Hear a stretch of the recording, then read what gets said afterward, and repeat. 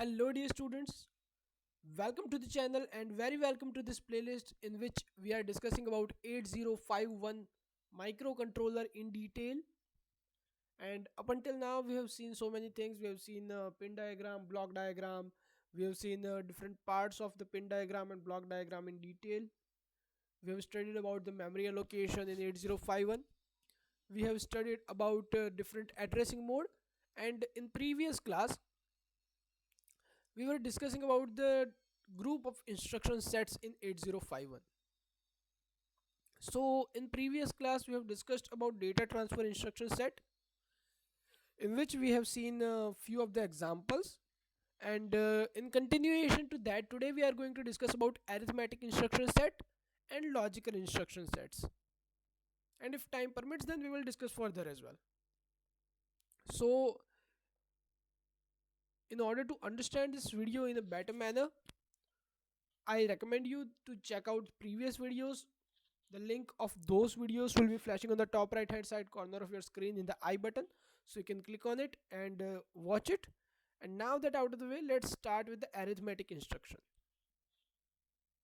So just like last time, just like data transfer instructions, arithmetic instruction will also provide some function, okay, will serve some purpose, and the purpose it would be serving will involve arithmetic operations, right? Addition, subtraction, multiplication, division, something arithmetic. That is why it is called arithmetic instruction or arithmetic group of instructions. Now it has a mnemonic is add a comma whatever source byte you get, and we have discussed based on different addressing modes that we can do it with a register or a memory address, register pointing some memory address, and direct uh, direct addition. Okay, so let's first consider the add function.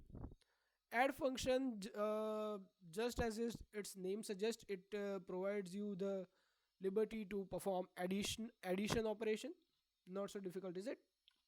Pretty much simple. And again, one more thing which I would like to discuss, that whatever arithmetic instructions or whatever arithmetic operations will be performed in the accumulator only.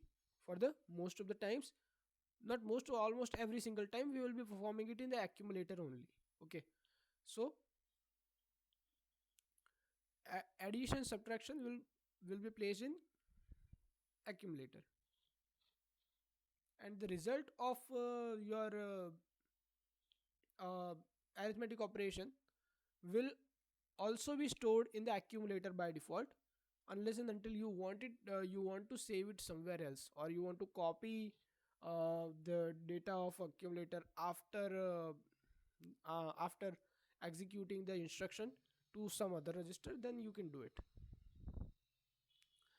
So this add a comma, let's for example take this instruction a comma rn. So instruction will add the byte variable indicated to the accumulator, and the result is contained in the accumulator as I've suggested. And one more thing, that for this right now we are using rn, register addressing mode, but we can use all the addressing modes for the source. Okay, an immediate number or a register, direct address, indirect address, you can use whatever addressing mode you want to use, and based on the addressing mode we will see different combination in the arithmetic instruction. Okay, so we have discussed about it in previous class, so I am not going into too much detail, and I will try to wrap this up as quick as we can, so that we can move forward and discuss other things, because 8051 includes so many things which we want to discuss and we are running out of time. So first one is add a comma rn, and instruction will add the byte in register rn of selected register bank with the byte in accumulator, and its result will be contained in the accumulator only. Okay, so if my rn has a 2 and accumulator has 1, then it will add 2 with 1, and result, what will be the result? 2 plus 1 will be 3. So 3 will be stored in the accumulator. It will consist only one byte and one clock cycle. And as you can see, this is a register addressing mode. And which flags will be affected? This one is interesting, guys. Which flags are getting affected by using this instruction? So of course the carry flag will be set if there is carry, right? If there is carry out from the bit 7, then carry flag will be activated. Auxiliary carry flag will be set if there is carry out for bit 3, and overflow flag will set if a carry out of bit 6 but not out of bit 7, or a carry out of bit 7 bit but not from the bit 6.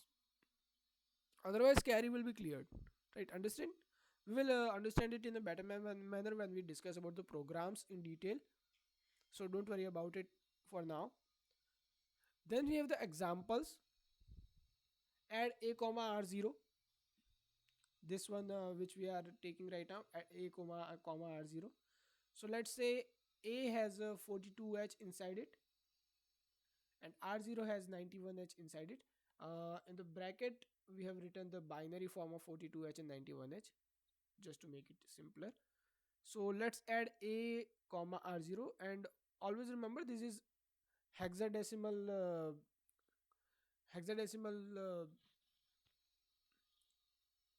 number system. So whatever addition or subtraction will be taking place will be performed in the result will be in hexadecimal form only. Okay, so the result will be d3h with auxiliary carry flag cleared, carry flag and overflow flag also cleared, and you can see the result. See, accumulator had 42, r0 had 91, and when you add both of them, what you will get? You will get d3. Okay, the content of r0 will remain as it is, it will be unchanged. Now let's see another one.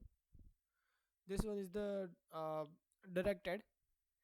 So again it will directly add the content of the memory to location whose direct address is specified in the instruction with the accumulator content, and the result of the addition will be stored in the accumulator only. One more time, but this time it will consist 2 bytes, one clock cycle.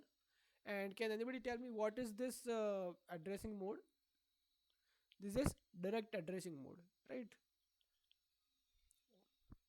Which flags will be affected? One more time, in the same manner, what in the same way as previous instruction, same flags would be affected: carry, auxiliary carry, and overflow,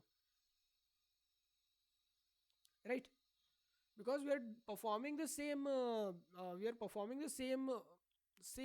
instruction, or performing the same operation. It's just we are just simply changing the addressing mode. We are just changing how you collect the data from some place. Okay, except that we are performing the same operation, so flag will remain same. The flags which are getting affected will remain same. Now let's see one more example here. Add a comma 20h. Okay, so we are directly specifying the memory address here. So what it will do, it will sum the content which is stored in the memory location 20h. What is stored in the memory location 20h? See, 45. Okay, so it will add it with the whatever stored in the accumulator. Okay, so accumulator here consists of 77. There is some mistake and it has been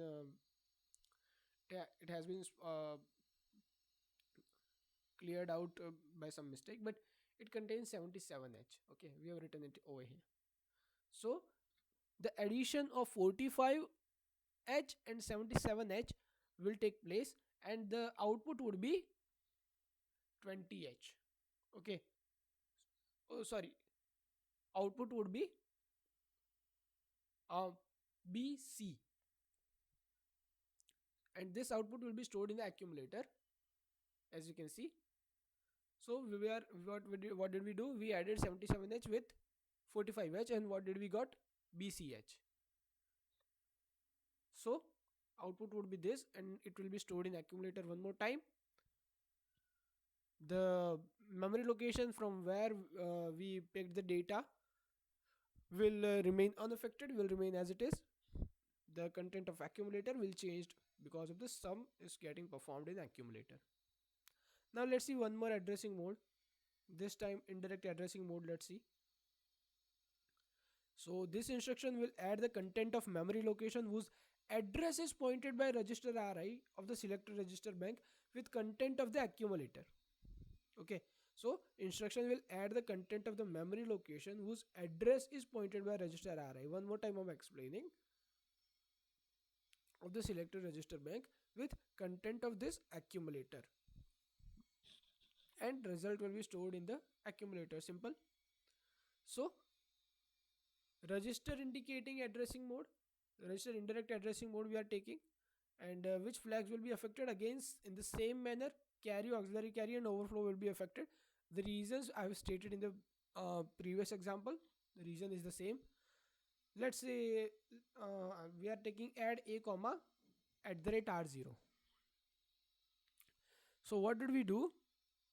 We will check r0. Okay, what is r0 pointing at? R0 is pointing at 35. So what will we do? We will go to the memory location 35h. See, we came here to 35h, and what did we do? We, after coming here 35h, we checked what does 35h contains inside it. So we checked, and we found out that 35h contains 89. Okay, so what will we do? We will add this 89 with whatever stored in the accumulator. So we have 95h stored in the accumulator, and we have 89h at 35h at memory location 35h. So we will add both of them together, and the result will be stored in the accumulator. So the result is 1eh. So this will be stored in accumulator, and rest of the things will remain unaffected as it was previously. Okay, and now let's see another one, the direct addressing mode. So here we are directly adding the data. So the instruction will add the content of accumulator with immediate sorry, not direct, sorry, immediate. Direct was memory location one, sorry. So immediate data specified in the instruction along with the carry. So it will consist 2 bytes, 1 clock cycle. It is immediate addressing mode. And which flags are getting affected? See, again same flags will get affected which got affected previously. The example is given here. We will be adding 40h to whatever content stored in the accumulator. So let's say accumulator consists of 50. Okay, so 50h will be added with 40h, and whatever we get as an output will be stored in the accumulator itself. Okay, so we will get 91 in the accumulator. Okay, and please don't mistake it, we are adding 50 with 40 and you will get 90. No, this is not a 10 based system. This is hexadecimal system which is based on base of 16. Okay, so here 40 plus 50 you have to count it in the hexadecimal way. Okay, so after 9 you will get a b c d. Okay, it will go till how far will it go? After 9 you will get, for 10 you will get a, for 11 you will get b, same way c d e f g. Okay, so it will go that far, and the result will be 91.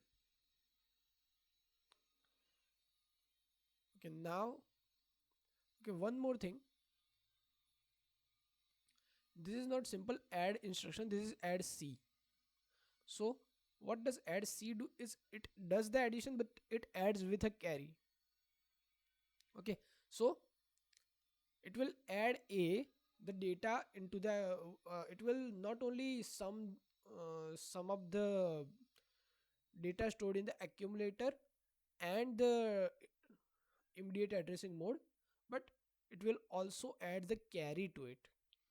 Okay, it will also add the carry to it. So as I've said, it will add the instruction along with the carry. So carry is 1 here, the data is 40, accumulator is 50, carry is 1, and then we are adding and we are getting 91H. Okay, and similar way we the way we performed addition, you can perform the subtraction as well. You can do the um, addition with carry as well, and you can perform the subtraction operations in a similar manner as well. And including all these addressing modes which we just discussed about, right? You can take either of the addressing mode and you can perform a subtraction, addition, or addition with carry, right? So now let's move forward. This one is the interesting one. INC DPTR. Its function is to increment the data pointer. So what it will do, if my data pointer is pointing at 16H, then it will add 1, so it will now point at 17H. So the instruction will increment the content of the data pointer by 1. So a 16-bit increment is performed. An overflow of the lower order byte of the data pointer from 00FFH to 00H will increment the higher order byte. Okay, one more time. The overflow of the lower order byte of the data pointer of 00FFH and 00H will increment the higher order byte. It is pretty much similar the way the carry works. Okay, just think of it as a carry and you will understand. So data pointer is only 16-bit register, so that it is incremented. It contains 1 byte instruction. I'm talking about instruction, not data pointer. And it contains 2 cycles, 2 clock cycles, and it always performs in the, it is always gets performed in the register addressing mode. And because we are just adding the data pointer, there will be no flags which will be affected here. Now let's say data pointer contains 15H and the content of DPL is FFH. So the instruction INC data pointer will cause DPH to go to 16H. See here on the bottom of the screen, you can see the DPL, the lower order of data pointer, is containing FF. After FF, what happens? Right? This is similar to carry. Right? What will happen if I add? Simply think of it as simple math. What will happen when I add 16 with 15? Right? What will you do? Think of it as a child. You will take 6 plus 5. 6 plus 5 will be 11. So you will put 1 in the answer and there will be 1 carry ahead of 1 and 1. So it will be 3. So similar way you are passing on the carry. So FF will be 0 0 and instead of 15 you will get 16. Right? So the content of DPTR is getting incremented by 1. Simple one. Next one is the multiplication operation, MULAB, and this one is pretty simple and pretty easy to understand. It gives you simple multiplication of content of accumulator and uh, content stored in the register B, and the instruction will multiply an 8-bit unsigned integer in the accumulator and the B register. So lower order byte of the 16-bit product is left in the accumulator and the higher order byte will be in B. Okay, so think about it. The largest possible product is FE01H, when A will be FFH and B will be FFH as well. Then A will have 01H and B will have FEH. Okay, so the lower order content is stored in the accumulator and higher order is stored in the B. Okay, One more thing, there is no comma between A and B in MUL instruction. See, generally we expect comma in the instruction C. Up till now, in every instruction, we used to have comma, but in multiplication there ain't no comma. So make sure you don't put a comma between them, and the original content of the register A and B will be lost. Okay, so if you want to store the original content of A and B, then you may have to store it somewhere else in some other register or some other memory address before you perform the multiplication operation. It consists of one byte only, four clock cycles, and it consists of register addressing mode. This time, interestingly, flags will get affected because we are doing multiplication operation. So overflow flag will be set if the product is greater than 255 decimals. If not, then it would be cleared, and the carry flag will always be cleared. Now moving to division. Before we move to the division, let's see one example of multiplication, even though they have not mentioned it in the slide. But let's say I'm taking the content of A is equals to 50H and content of B is equals to A0H, and then I'm multiplying it. Then the output would be 3200H, right? So can you tell me where 32 will be stored and where 00 will be stored? So 00 will be stored in accumulator, 32 will be stored in the 32 will be stored in the B register. Now let's see the division. Division is pretty much similar to the multiplication, except the the instruction divides the unsigned number in the accumulator with the unsigned number in the register B. Okay, so, and one more thing which you might want to pay attention towards, that it is performing A divided by B, it is not performing B divided by A. Okay, it is performing A divided by B. So accumulator contains the quotient of the result. Whenever you are done with the instruction, whenever you are done with the operation, the accumulator will contain the quotient of the result and the register B will contain the remainder. Okay, so if I'm taking uh, division of 22 by 7, then 3 will be stored in the accumulator and 1.4 will be stored in the B register. Okay, so the content of A and B when division by O is attempted will be undefined. O or 0. Okay, this is 0. So never divide something with 0.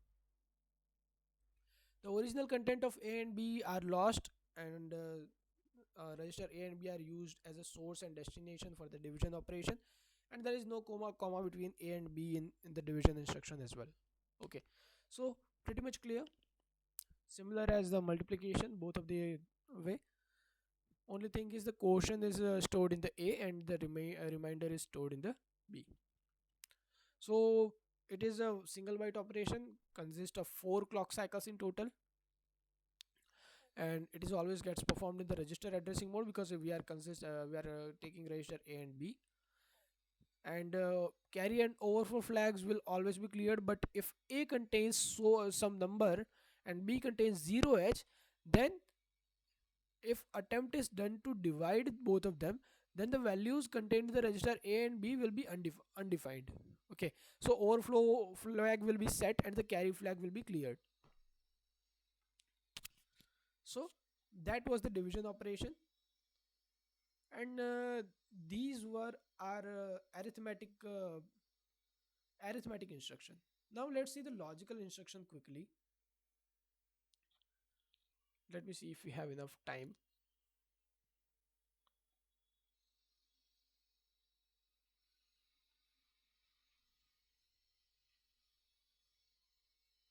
Okay, so I think we will keep this class till here. In the next class, we will see the logical operations in detail. So let's wrap this class here. Next class, whenever we meet, we will be discussing about the logical instructions in detail.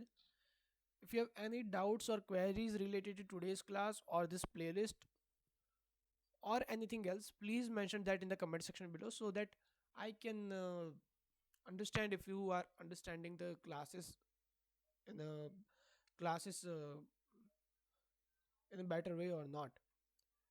And also please, if you have any feedback related to the channel, videos, playlists or anything else, please mention the feedback whatever you have in the comment as well, so I can understand if improvements are required and what improvements are required. If you have any suggestions for videos or any subjects topics, mention that in the comment section below as well. If you want me to make more shorts, then mention that in the comment section as well, so I will understand what do you guys want and I will work on it. So thank you very much for listening. We will keep today's class till here. Keep watching, keep learning. I will see you next time, and goodbye for now.